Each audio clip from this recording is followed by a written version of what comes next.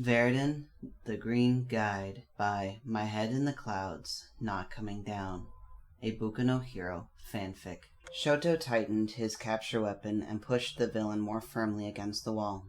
It's illogical to resist. Just tell me what I need to know. Dude, it's just some drugs, the villain said. If you have a problem with that, then maybe you should get out more. I've got a couple samples that'd be good for a first-timer.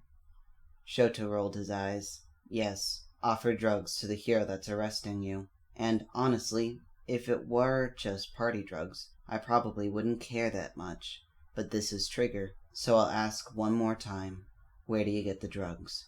Fuck you, Shoto sighed. Fine, have it your way. He dialed Tsukachi and waited until the detective's half-awake voice groaned over the line. Could you send a car? I got a perp to bring for processing and interrogation. Tsukachi looked up from his paperwork as Eraser walked in, the villain he just arrested. The guy was probably a low-level dealer like the others that Eraser had brought in. But there was always the hope that the next villain would know who was behind Trigger. Interrogation room 8 is open, Eraser. You can put him in there. Eraser grunted in acknowledgement and dragged the thug towards the back of the station as Tsukachi poured them both some coffee.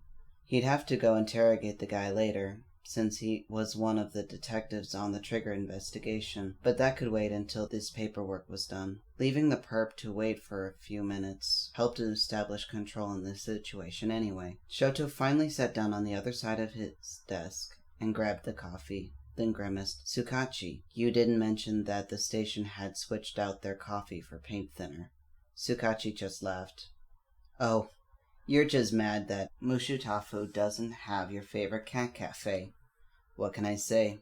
The Hota brothers make a mean cup of coffee, Shota shrugged. You got those forms? I want to get this over with as fast as possible. Tsukachi shook his head, but grabbed villain intake form from the drawer at his right and handed it to Shota, who started to fill it out with both annoyance and boredom.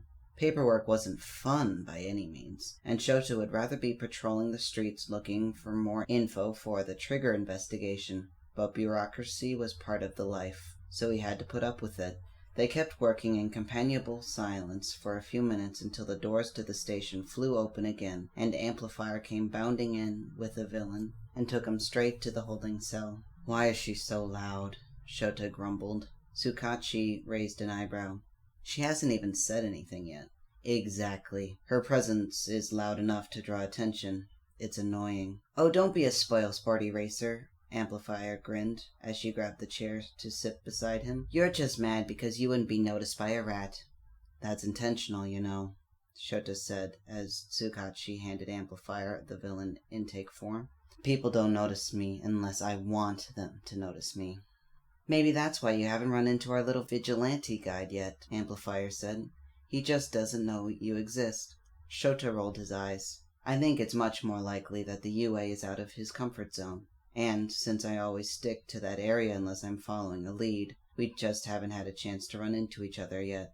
Sure, Amplifier grinned. Whatever you say, Eraser. Was that villain one of the Green Guides? Tsukachi asked. That depends on your definition, Amplifier said. If you mean, did he lead me to the guy? Then yes.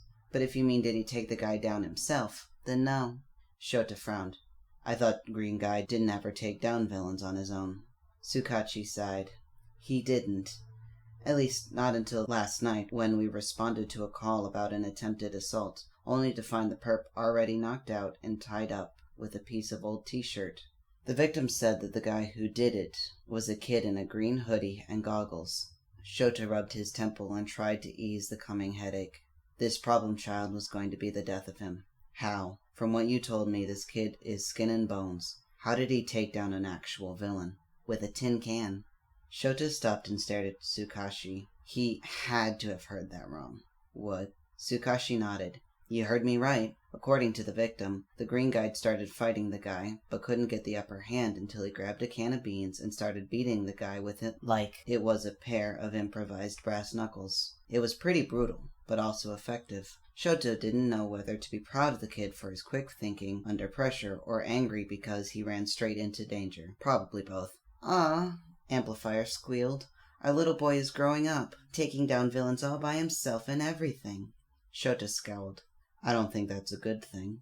Yeah, I have to agree with Eraser on this one, Tsukachi said. The victim said that he seemed in over his head. I'd much rather he kept running to get heroes rather than running into fights he's unprepared for. Oh, come on, Amplifier groaned. You guys got to admit that beating a criminal with nothing more than your wits and a tin can is pretty impressive. Shota shot her an unimpressed look. Nothing more than wits, a tin can, and a probable speed quirk. Come on. Shota sighed. Fine. I'll admit that he's quick-witted and definitely good at improvised weapons, but the kid obviously lacks the required training. I don't want him getting in fights if he's just gonna get himself killed. Well, Crawler and Popstep didn't have any formal training either when they first started out, Tsukachi pointed out. That may be true, but they also had Knuckle Duster to mentor them and get them out of any tough scraps, Shota argued. The green guy doesn't even have that. Well, then maybe you should fill that role, Amplifier grinned. Shota glared at her. I have enough brats to worry about at UA, thanks. I don't need to add teaching a wannabe on top of that. Amplifier shrugged. Just a thought, Eraser, considering how protective you are of a kid that you have never even met. Oh, and about the kid's name, I don't think he's going by Green Guide anymore. Tsukachi furrowed his brows in confusion. What changed? Amplifier looked between the two of them in shock. Did you guys not see the article this morning? They shook their head, and Amplifier smiled and got out her phone. Apparently, the woman he saved last night is a reporter.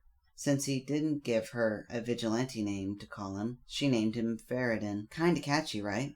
Tsukachi frowned. How did I not see this? Amplifier shrugged. Probably because the key words were wrong. You've most likely got your computer set to ping you if their news mentions a green guide. But because this reporter used a different name, it didn't trip your system. I like Viridian better anyways. It is easier to say. Vigilantes gaining popular notoriety is never a good thing, Shota grumbled. It goes straight to their heads, and they end up putting themselves in even more danger to impress their fans. He sighed. The kid is probably soaking up his fame as we speak. Izuku was freaking out. He couldn't get that article out of his head, even as he ran around the streets leading heroes to crimes. When Izuku had seen the article on his way home from school, he had to fight off a panic attack, and he almost hadn't gone out that night. He didn't want to be famous.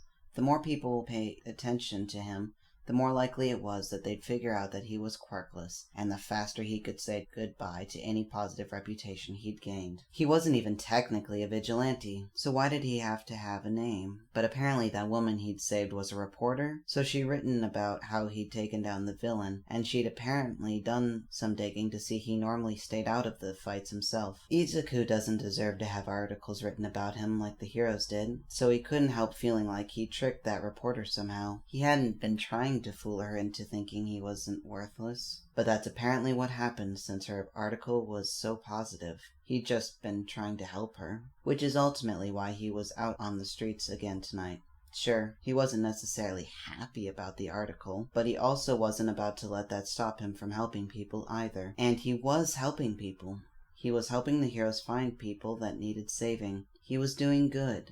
But he should probably start carrying a weapon if he was ever planning to jump into a fight again. Between tending to his injuries and everything with the article, he'd completely forgotten about adding weapons to his costume that afternoon. But it wasn't a big deal. He was still covered in scrapes and bruises from his fight with the Mole Man last night, so it wasn't a good idea to get into any more fights so soon. So he didn't need weapons quite yet, but it was still a good thing to brainstorm. He almost considered getting a baseball bat, but there would be a couple of problems with that.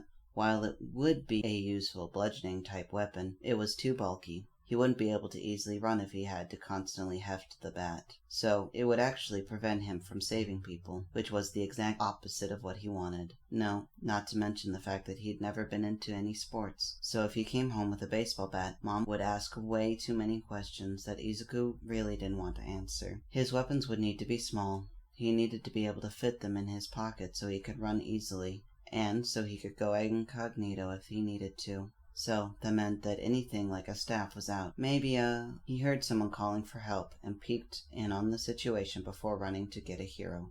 He could worry about what weapons he needed later. For now, though, Izuku had people to save.